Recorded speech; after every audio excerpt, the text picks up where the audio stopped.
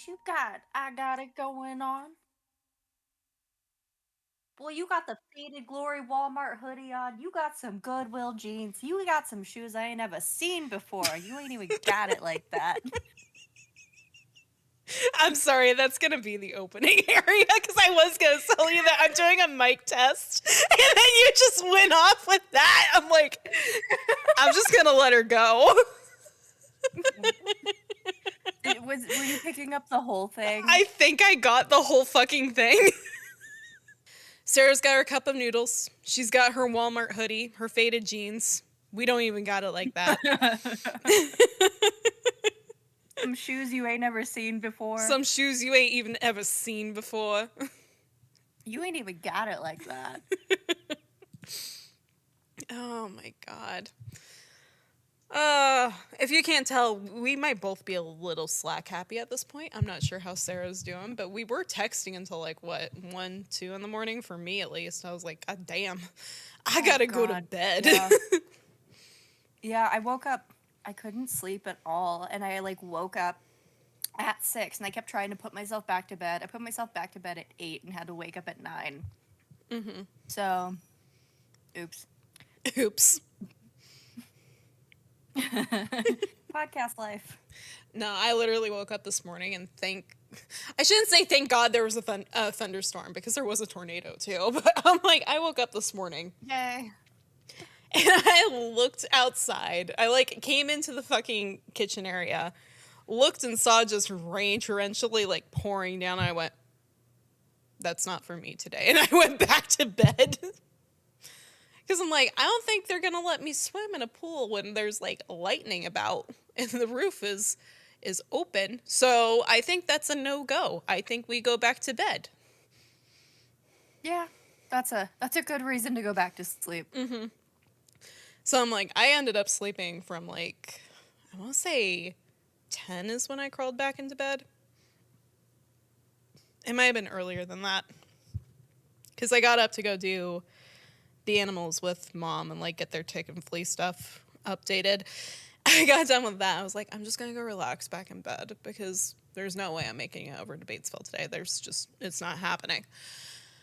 I laid down. The next thing I know, I'm waking up at 1 in the afternoon with like 16 different missed messages from friends and family going, where are you? I'm like, oh, apparently I just died for a while. I guess I really needed that. Mm-hmm. Sarah, was that Dorito green? Oh, it's the guacamole Doritos. I haven't seen those before. Those are really good. I found them at a gas station nearby. Well, I was about to fucking throw hands with you K. real quick because I was like, I'm going to reach through the screen and take those if they're the salsa verde ones. No, those are like yellow. They are. But they come in a green bag. Really green. They come in a green bag. So Yeah. I'm like, if that's the salsa verde, I'm just yoinking through that screen. That's a green Dorito. That is a green Dorito. That's where I got thrown off because I was like, Yellow Lake number 4, blue number 5. I saw the bag. I was like, where the hell did you get the goddamn salsa verde ones? Because I've been looking for them for months now. Pretty sure they got discontinued. Where'd you find those? And then, like, I saw the green chip. I'm like, well, that's not right. Mm-hmm. That's not right at all. Also, my drink I made is good. That's good. I'm glad your drink you made is good, considering we didn't have the update of what was going on before that. Sarah's made a PB&J. Oh, yeah. And then I decided that I was going to hit record to do the fucking mic test. And that's what our intro was. So. We were worried it ain't got it like that. But it's the strawberry lemonade poppy, and I put a screwball in it. See, and I did. Sunny D vodka seltzer. Mm-hmm. Contains alcohol, but it is gluten-free. So, cheers to me.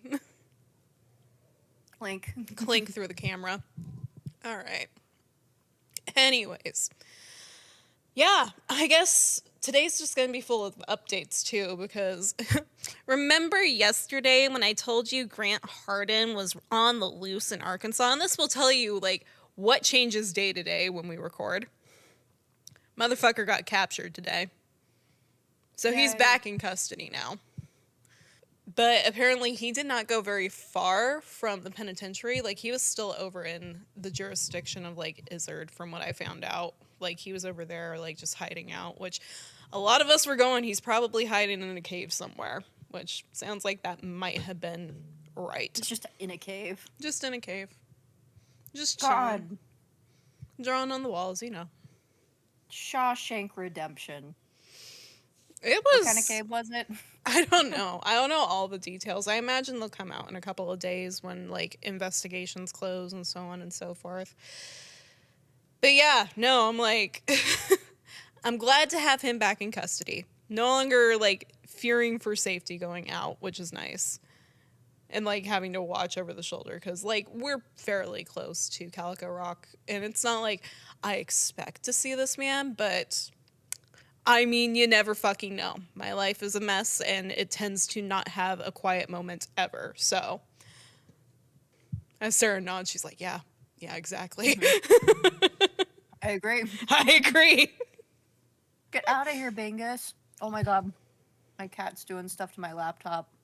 He's like, I'm going to destroy the podcast. Yeah, it's his only goal. It's his only goal. And to steal my Doritos. It's okay. You Once can have a Dorito. Sabrina and Salem are within the office with us, I bet we'll have multiple black cats with the same goal. They all share the same brain goal. They all share the same Won't brain even eat cell, I it. swear. Destruction. Destruction. They all share a brain cell. Well, Similar to the orange cats. I gotta show you my fucking But Crocs theirs are real quick. unionized. I don't know if you can see it. These aren't Honeycomb even a Crocs? full month old. Salem has bitten through them and chewed them up. Good. So yeah, black cat, destruction. Absolute, complete terror.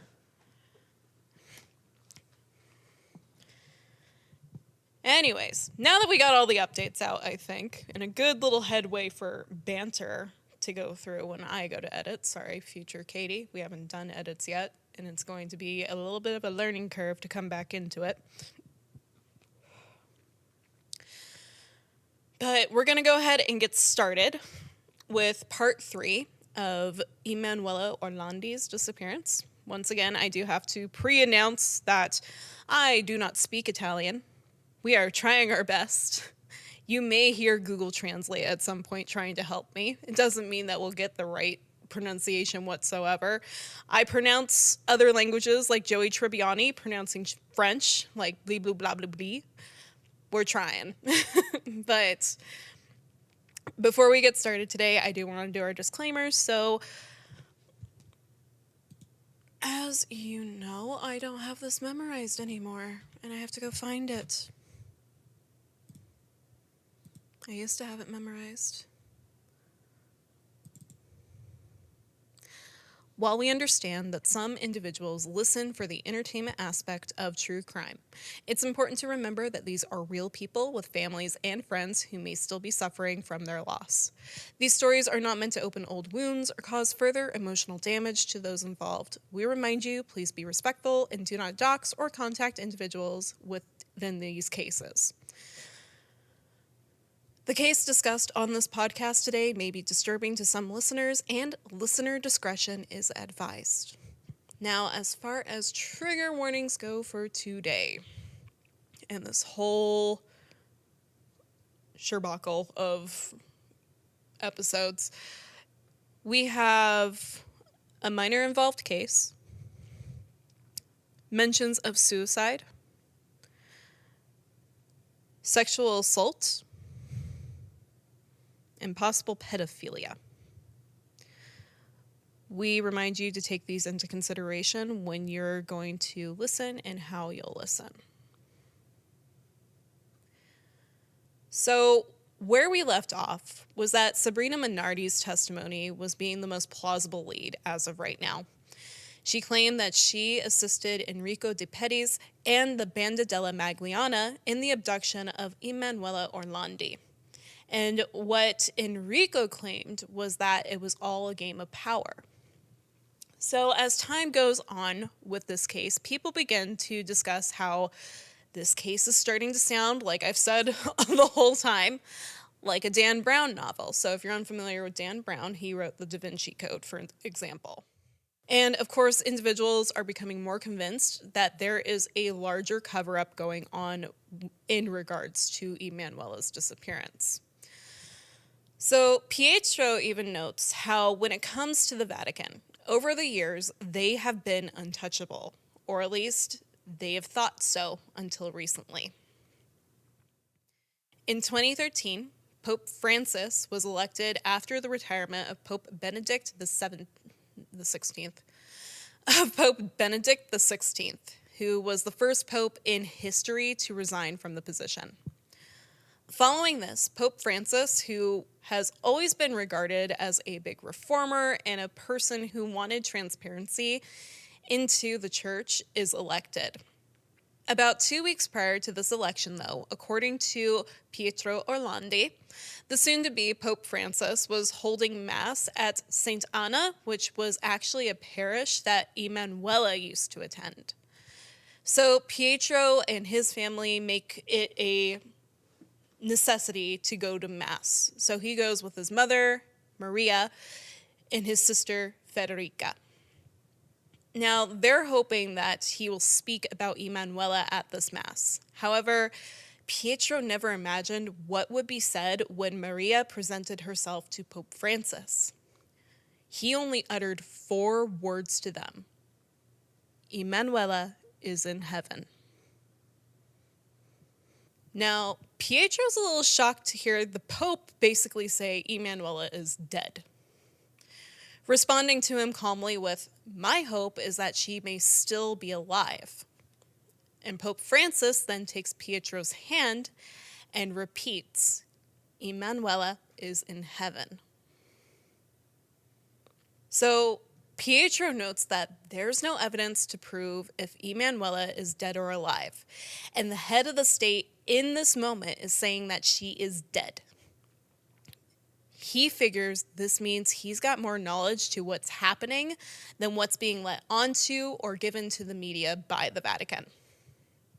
You know, I was about to say that's some crazy prophetic knowledge, but it makes sense Yeah.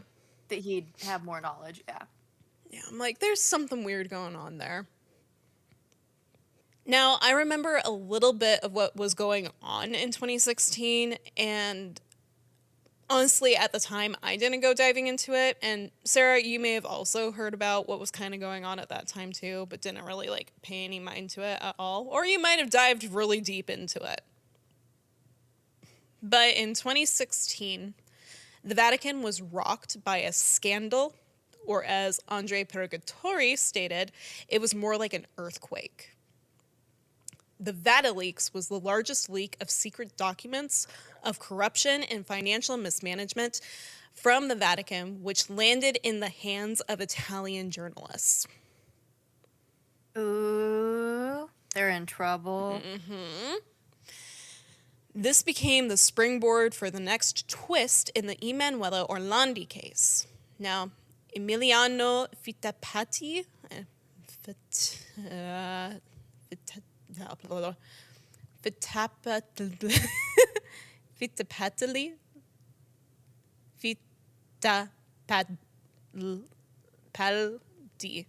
Fittipaldi.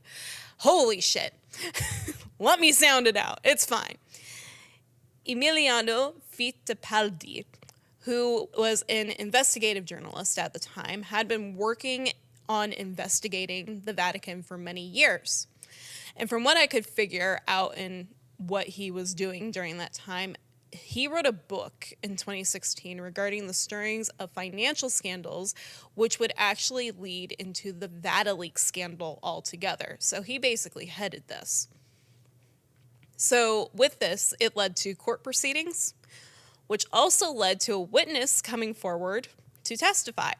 And this witness was a priest who was a secretary of a very important prefecture in economic affairs. And he told an incredible story that nobody at the time really knew about. So 2 years prior to the VatiLeaks, someone had gotten into the Vatican ministry. And whoever this person was came in using the keys. So there were no signs of a forced entry on this ministry. However, he then used a blowtorch to get into one of the 14 of 15 big safes, which were on the second floor of the ministry. This individual then proceeded to steal a series of confidential and secret documents from the past. According to this priest, it included, but were not limited to, relationships, political scandals, financial investments, and relations to the Masons, to name a couple. Additionally, there was no knowledge of this incredible theft to the Italian authorities because, well, the Vatican is its own state, so the only law enforcement that looked into this were the Vatican police. And even then, there was no public knowledge as to what was going on. And there have been no conclusions regarding that investigation whatsoever.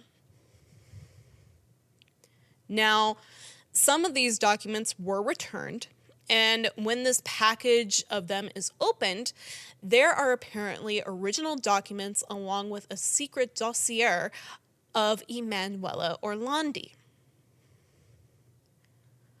So for years, the Vatican has denied knowledge about what happened to Emanuela, stating that due to the kidnapping being on Italian soil and not Vatican soil, there was nothing that they can do about it because of the jurisdiction. Then, following the discovery of these documents, the Vatican has denied any existence or internal documents or investigations with the Holy See, be that the archives of the Secretary of State or any other archive in general regarding Emanuela. So, Emiliano understood, with the plausible existence of these documents regarding Emanuela, there was these documents have been hidden from the investigation in a safe for over 30 years at this point. And B, there was a possibility that these documents held the answer to the biggest Vatican and Italian mystery that's occurred in the last 30 years. So he decides, I'm going to reach out to a couple sources that I have. And these sources include priests, cardinals, and other officials. But he points out that there is one in particular that he is nearly certain either has the full story or part of it. And he starts calling and harassing this dude for information immediately. So, the first time, the source says that he knows nothing of this whole thing. The second call, he told Emiliano, look, I'll tell you the truth. I only read the documents. I read it, but I can't give it to you because they're not in my possession. And then the third time, the source goes, Emiliano, let's meet in a bar in Rome. Another meetup. I'm like, there's a lot of meetups that happen in this case. It's very much like undercover type of stuff going on a lot of the time. So they end up meeting at this bar. And this source goes, I have a gift for you. Then proceeds to hand Emiliano a folder which contained 5 pages. Now, these pages had likely been photocopied from a document dated for March 28th of 1998. That was just part of a larger dossier of 197 pages. Or so this document, like cover page, indicates. This is a list of the expenses sustained by the Vatican State for activities relating to the citizen Emanuela Orlandi. Ooh. So, Secret documents. secret documents. Why is it secret? Secret time. Secret time. Secret time. Spill the beans. So, this letter The on beans. the beans. Now I want to squish my cat's beans. Where is she? Salem, come to the door. She's probably laying on the couch like, no, you kicked out the recliner. I live here now. That's the honest to God truth. That's how she does it. So this letter on Emanuela was written by Cardinal Lorenzo Antonetti. who at the time was the head of the ASPA, which is the body that manages the Vatican's vast economic assets. On this first page, there was an explanation that within the letter he provided were a list of expenses to support the domestic removal of the citizen Emanuela Orlandi. Domestic removal?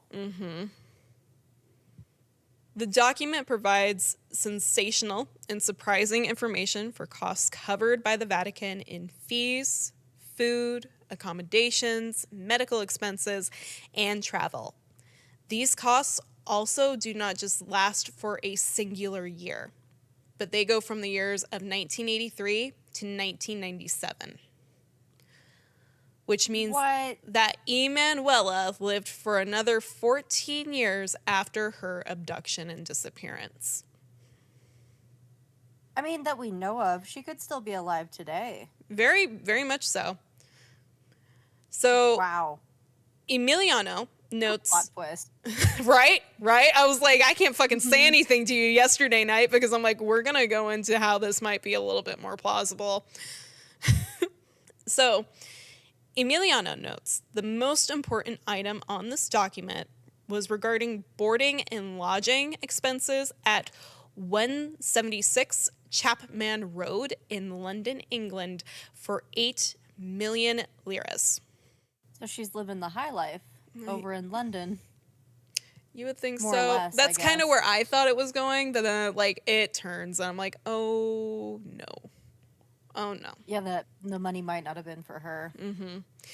So after he sees this, he immediately goes searching for that road on Google Maps, which he finds about 3 different Chapman roads in the London area. However, when I went and Googled it up, there are 3 different Chapman roads. Like there's 2 in the United States and 1 in London. However, the one in London doesn't go up to 176 in housing or lot numbers.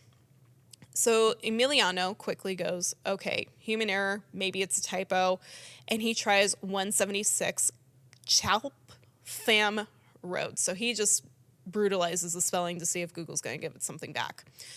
So Google pops up with that lovely little message that said, do you mean 176 Clapham Road? And he clicks on it. When he does, he discovers at this location is a youth hostel for girls. Oh. And not just that, this is the Scalabrini Fathers' hospitality from 174 to 176 Clapham Road, where upon further digging, he discovers that it is a religious Catholic congregation that has ties to the Vatican. Okay. Now we're kind of going somewhere. We're now. kind of going somewhere now, but on page 5 of this document, there is a final expense item. And that is 21 million liras, and it's labeled as general activity and transfer to Vatican City State, where relative handling of final paperwork. So Emiliano reads that and states that he immediately imagines that Emanuela has died in London, and then someone paid to have her brought home so the Vatican could, according to this document, bury her. Okay. Which, about $21 million, like, it is expensive to move a body. Like, it is very expensive to move a body. We discussed that a little bit with Everest.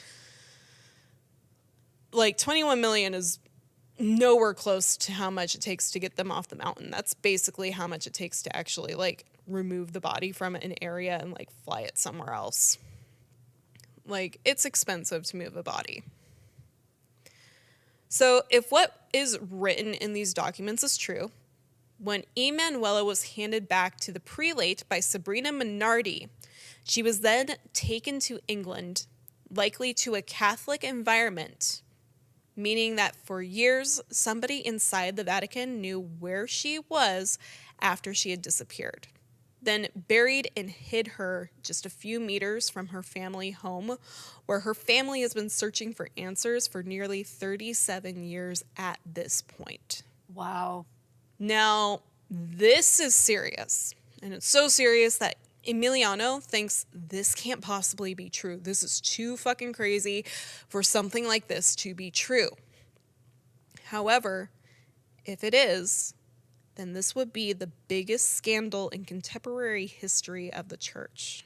Yeah, that they allowed the abduction of a girl to occur.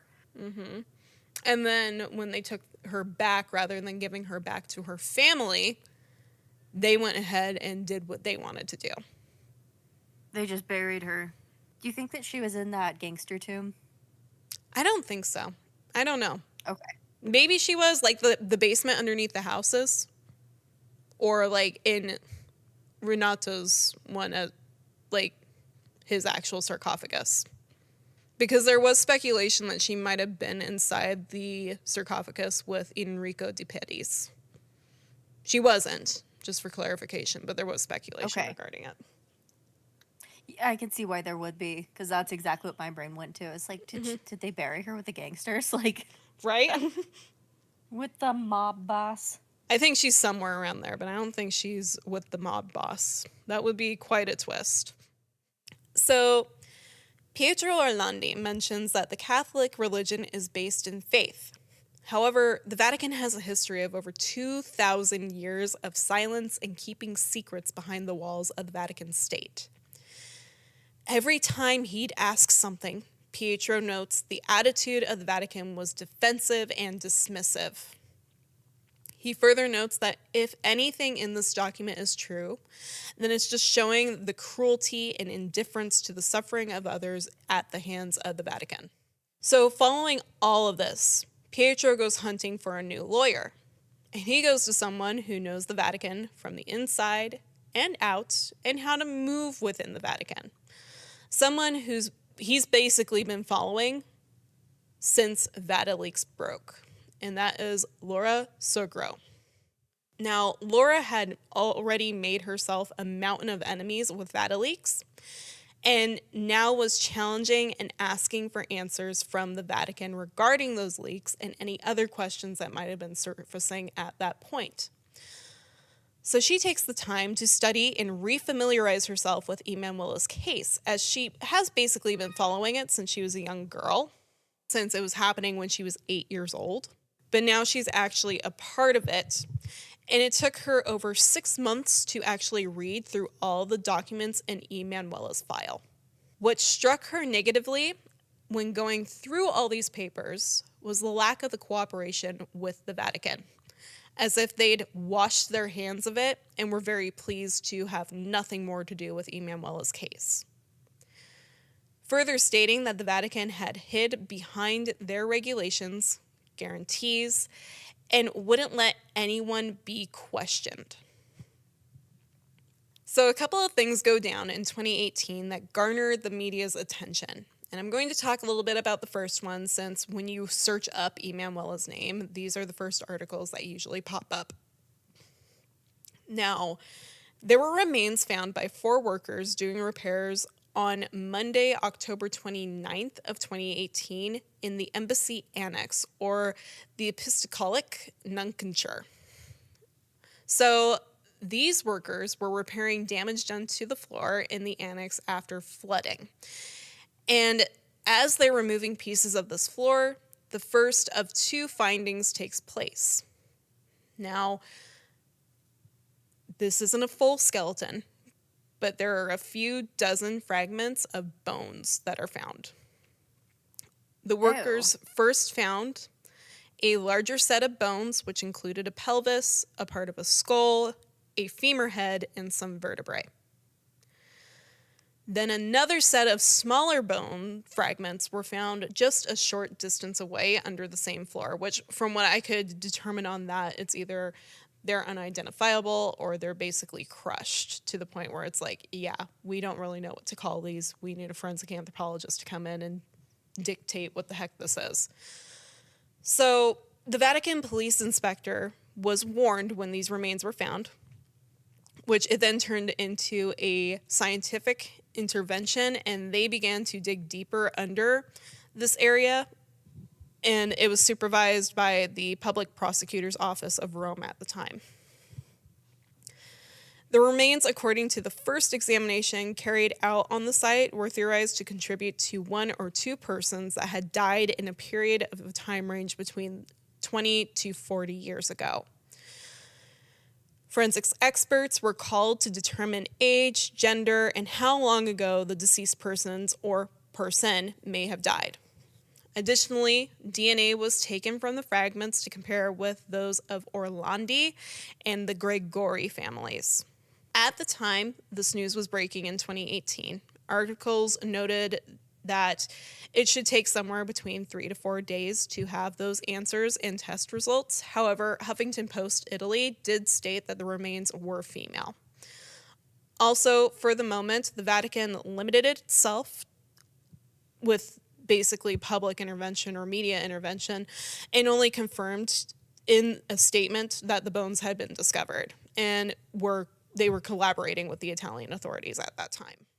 Now, when these results come back, it's found that the bones were that of a male, actually, and the carbon dating of them showed that they were actually predating 1964. Don't know who the dude was, but he was buried there before 1964. So, kind of in that range of possibly some ancient remains. Don't really know what happened there. Anyways, onwards and forwards with Emanuela Orlandi's case, because obviously these remains aren't her. Now, following this in 2018, Laura is passing her mailbox on her way to her office, and among all the other articles of mail, she finds a white envelope that has no header and no address on it. This letter only had one singular sentence. If you want to find Emanuela, search where the angel is watching. With this sheet of paper, there's also a photo of a tomb with an angel statue attached to it. So Laura reflects on this and thinks about the last 5 pages of the document dealing with the final expenses of Emanuela Orlandi and the funds being sent to possibly return a body to the Vatican. Laura then goes on to note that the Vatican only has 2 burial sites. One is under the Church of St. Anne of the Grooms. The other site is the Teutonic Holy Field Campo Santo Teutonico, or the Teutonic Cemetery.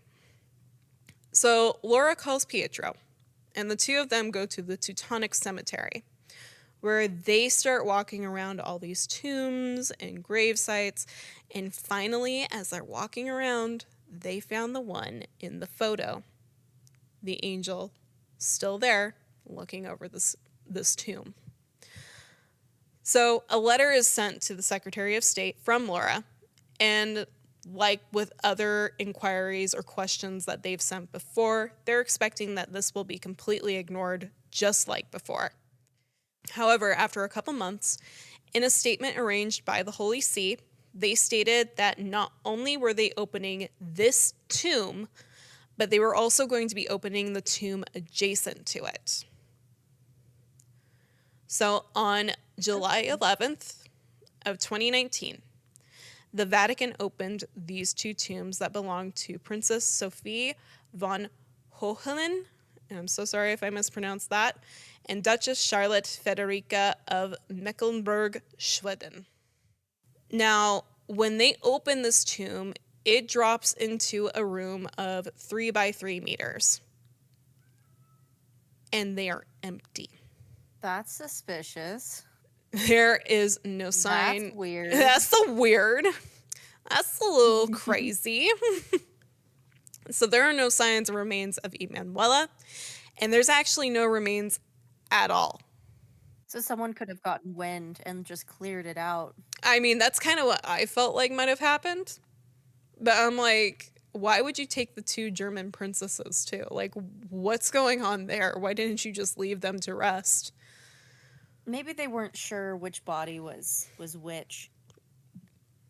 I feel maybe, yeah, that might be it. That might be it. I'll give you that one. Because if this is like 2018. Answer, but yeah. Yeah, I'm like. Someone's trying to cover this up still. Yeah, I'm like, I feel like that might be accurate, because at that point I would presume that Emanuela would be basically skeletal remains. Yeah. Yeah, like those are dry remains at this point.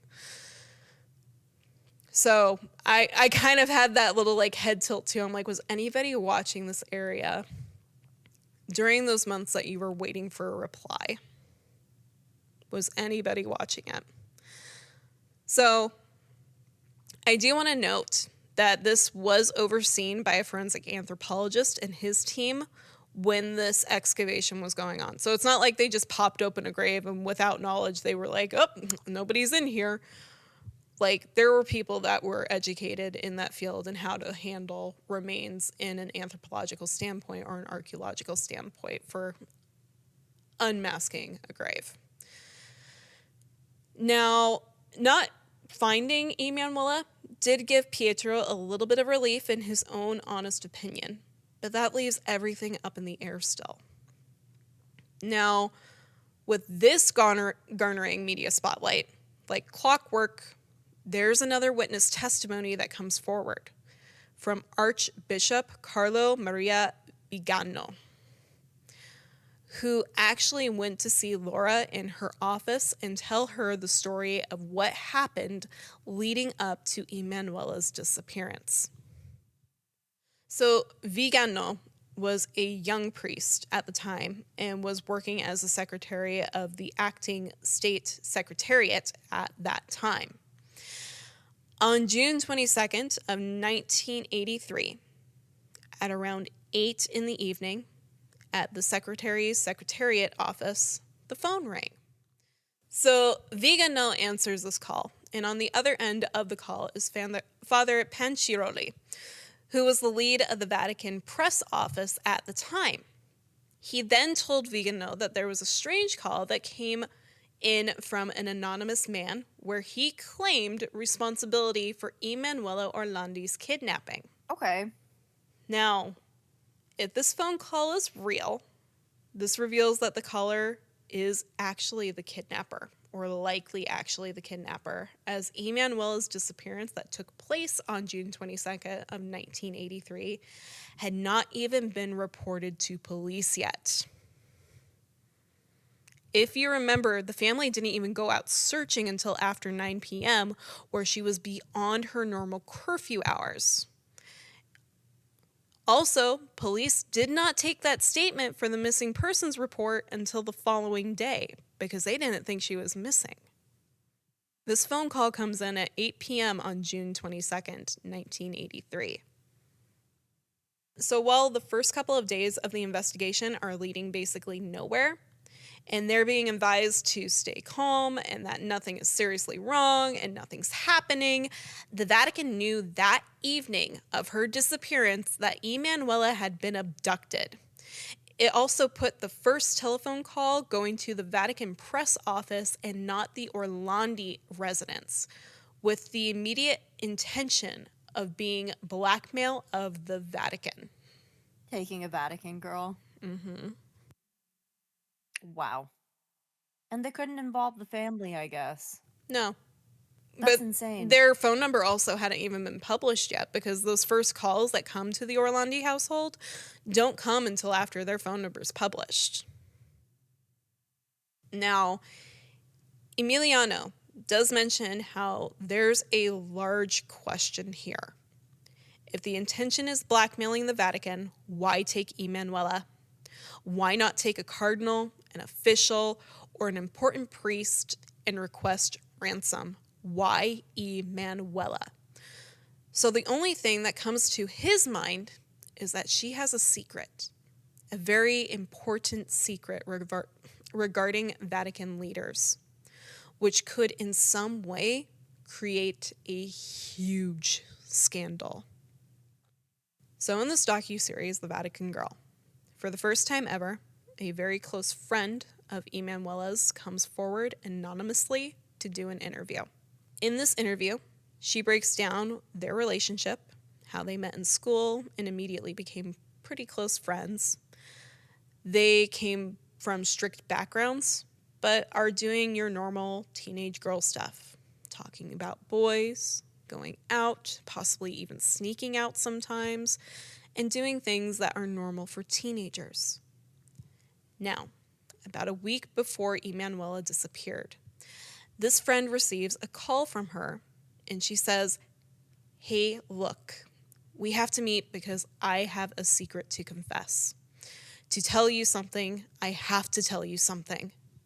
So these two meet outside of Vatican City, but close to her house. And immediately this friend is like, is there some boy? Like thinking that this is going to be a good secret. However, that quickly dissolves away when she sees the atmosphere Emanuela has around her. She is tense, she is scared, and she is ashamed. Emanuela proceeds to tell her friend that she decided to go on one of her walks through the Vatican gardens, and a person very close to the Pope had, quote unquote, bothered her. When this interviewer did ask for this friend to clarify on what she meant by bothered her, she did ask if there was any like sexual advances, and this friend quickly responds, yes, absolutely yes. Yeah. Well, is that are they translating to English Yeah. in the interview? Do you remember? They are translating to Bothered, English. bothered, molested. Mm-hmm. It It's might just they translate the don't have same. that word for it yet. Like they're Yeah. teenagers. Most of us Yeah. that did experience sexual assault didn't know what the fuck it was. No. It's No. just like I got bothered. I don't know what happened. Yeah. Ugh. So Pietro remarks that he doesn't think that Emanuela would have said anything about this at home, which this friend also agrees and makes a statement that who would have believed such a thing, before stating people may have like believed that it was two girls making something up, or even like just trying to cause mischief and drama, but it wasn't real. Like it was like that type of attitude that they were expecting to have if it was brought to an adult. It was also mentioned that she may have been forced to leave if she brought it up. However, even more looking back at this and looking at like the situation in general, this friend notes that there was a strong sense of shame for making a statement or an accusation against the Vatican like that. Wow. You know. Oh. And then they got the mafia involved. Well, if they're talking about this in Rome, the eyes, well, all the walls have eyes. Like all it takes is somebody overhearing that conversation and going, "I know somebody that would like that information." Oh God. And like you And gotta, then it just becomes a giant cover up. oh yeah, like if you can imagine like some of the shit that we talked about like in high school and stuff, we weren't fucking quiet. Like we were, but we No. weren't. Oh God, no. No, no. Teenage girls. Oh my God. No, no. And especially like when it's something big going down, like the volume just seems to get higher and higher and higher as you like ramp each other up. Like all it took was somebody that, let's say, knows the mob just walking by and going, that sounds like that could benefit us. Or someone with connections to the Vatican. Or connected to the mob. So like the mafia The wants to mafia. have something over the Vatican. So they have that girl. Yep. Wow. Poor Emanuela. I know. I'm like, oh my God, this poor girl. But like, I mentioned in my notes that like her father has served the Vatican for hundreds of years. Like she is not a small figure in this whole play of how the Vatican works. How is she even supposed to approach that topic with her family being so deeply involved as well? Like there's no way she could have come forward and said that. Yeah. So Oh. Andre Purgatori, who has been a part of this case since the start, states that no matter which theory in this whole scale is correct, there are grains of truth in every single one. And somehow, in all of these cases, it all leads to the Vatican. Oh, they're involved for sure. Oh, for sure. They're involved. They knew. They buried her. They hid her body. There is just so much going on there. There's so much. So, Maria Orlandi, Emanuela's mother, has been waiting years for answers. And she stated she can't wait to be able to hug Emanuela, be that in this life or the next. The thought of her is always present, and it gives her the strength and courage to continue searching each day for those answers. That's absolutely devastating. Yeah, I also find it amazing that Maria has not lost her faith. Like, she still prays to God. She still goes to congregations in church. Like, she is still actively pursuing religion because, honest to God, I don't think I could have. Like, I find that absolutely amazing that she's able to do that. And she's even said that without prayer, what do I have? I understand. I get it. I get it a lot. But I'm Yeah. like, I feel like I would be rocked at that point when it came to my faith. Well, they do live in the Vatican. I think culturally it might be different. Culturally, it might be different. Laura noted that time is the enemy of truth and a friend to those who want to hide it. Many of the people involved with this case have passed away, and others are very old. And to put this into perspective for you a little bit, in November of 2022, Giulio Gani, which is one of the SISDE agents that participated with the investigation of Emanuela Orlandi, meaning he was there from the start, probably one of the men that came in and bugged the home, like the phone for calls after that first one from Pierluigi. He was found dead in his home, with the cause of death being that of a possible stroke. However, it was also recorded that he suffered with periodic depression, and the case of Emanuela had haunted him for years. Then, in July of 2023, Andre Purgatori passed away. And in September of 2024, there was an investigation regarding malpractice, and at least 4 individuals involved were registered for manslaughter. For this case? This is just some of the people that were involved with this case. Like, this is Andre. He had headed the investigation journalistically since the start. Like, he was a huge player in this case, and he passed away. Oh, yes. So at the time of the recording of Vatican Girl, the docuseries, Maria Orlandi is 92 years old. And that docuseries was recorded back in 2022. As far as I am aware, she is still alive and would be somewhere around the age of 95 years old at the time of this recording. Pietro knows one thing is certain, and that is someone inside the Vatican knows the truth. And he's asking them to speak that truth. Asking that if Emanuela is dead, at least give them that. So his mother can at least bring flowers to her grave. His only request is that this story, this nightmare, ends. At the recording of Vatican Girl, Emanuela has been missing for 37 years. At the time of this recording for Spattered Podcast, she has been missing for 42 years. Emanuela Orlandi still remains the only missing citizen of Vatican City. You'd think that everyone who was involved in her initially going missing would have passed on by now. Mm-hmm. Or they'd be ancient. Like... Yeah, like, this is a 42-year-old case. So her siblings, like, they're getting up there. She was 15 when she disappeared, so quick math in my head, that would have been...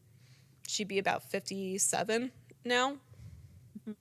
I was thinking more so like the people that like might have like molested her. Oh, kidnapped absolutely. Her. They're probably gone by now. Yeah. They're probably gone. So why is the Vatican still withholding information? Like, are we gonna have to wait like another 50 years or longer? Never. I don't know. And unfortunately, like, after her parents are gone, I don't even know if it would come out then.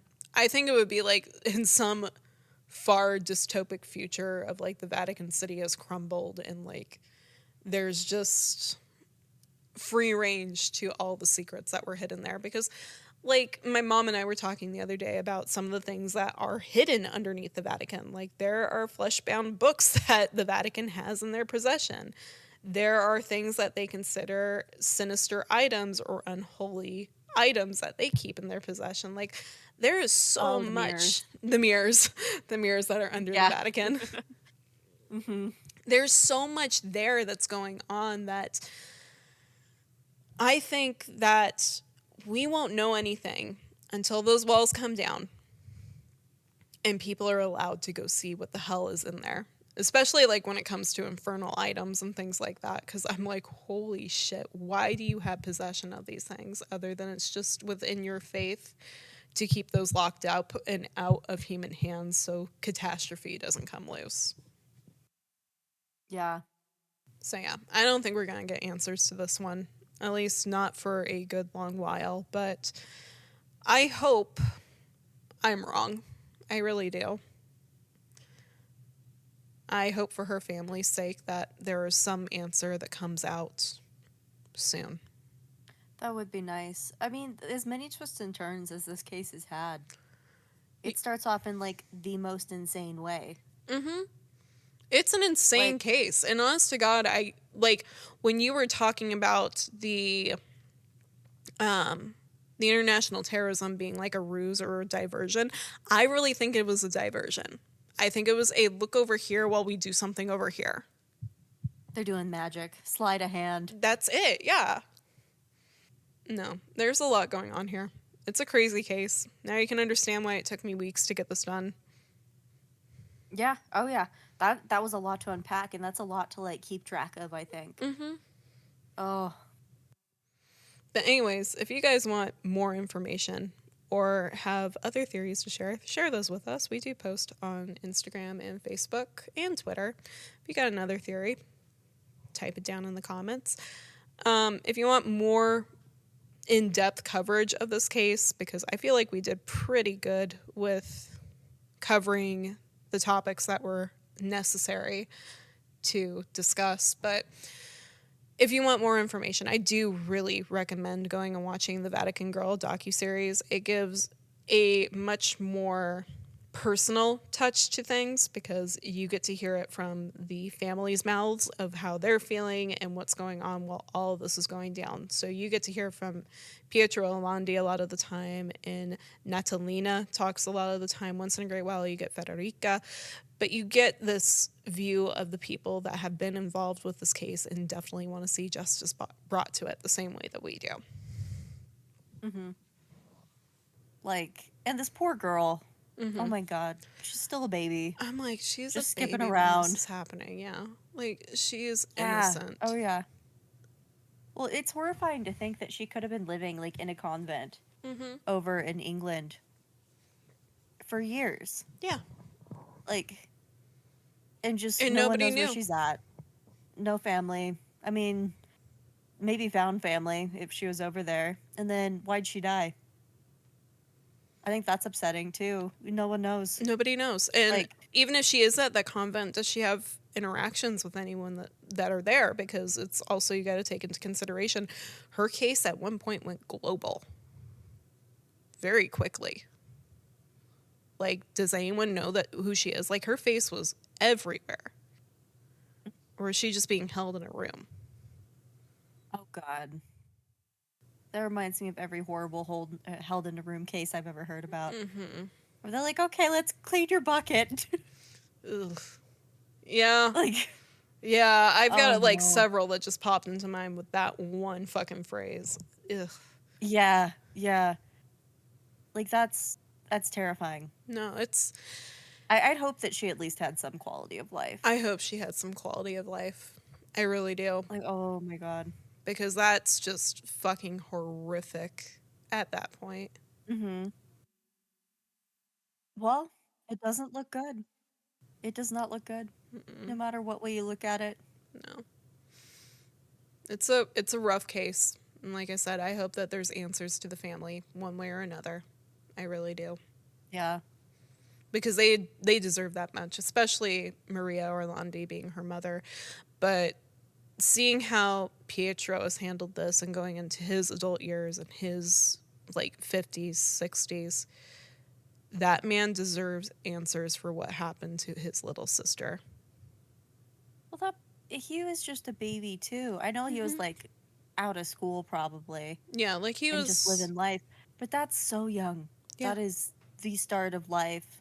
yeah. To have that be your whole life, of just looking for your sibling. Like, no, he deserves answers. Absolutely. Everybody does, but I'm sure he particularly feels he guilty does. too. Oh, Yeah. he's definitely said that, like, looking back at, like, when she was asking for him to take her to school, like, he regrets not taking her.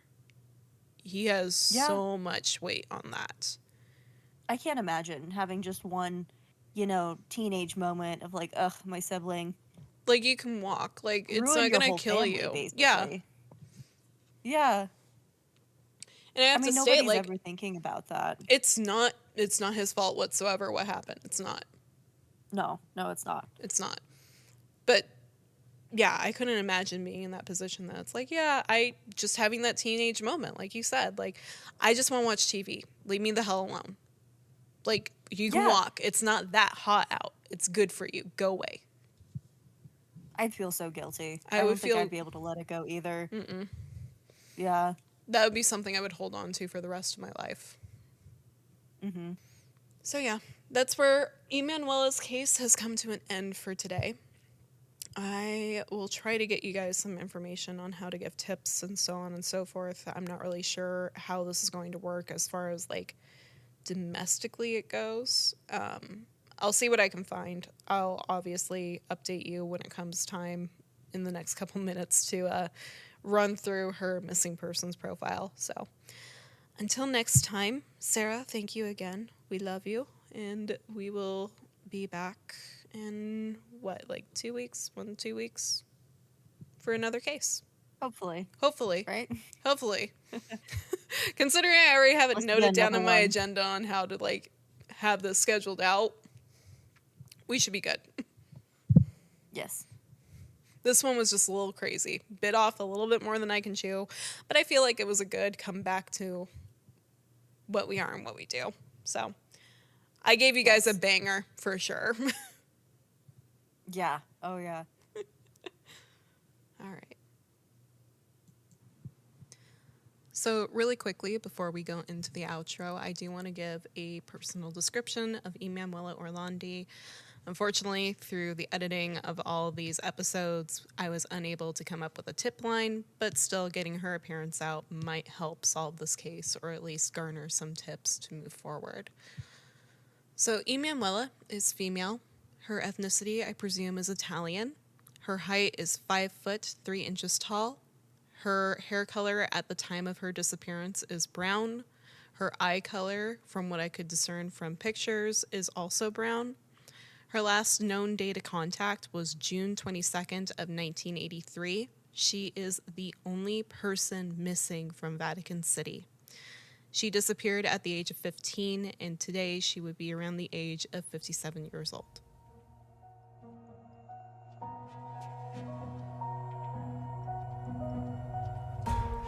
Thank you again for listening to Spattered. Please make sure to follow the show on Facebook and Instagram at Spattered Podcast and on X at Spattered Pod. If you're enjoying the show, make sure to follow and leave a 5-star rating on Spotify, Apple Podcasts, Amazon Music, or wherever you get your podcasts from. If you're watching on YouTube, like this video, subscribe, and ring the notification bell to be notified when the show goes live or drops a video. As always, if you have a case request, any questions, or are interested in sponsoring the show, please email me at spatteredpodcast@gmail.com.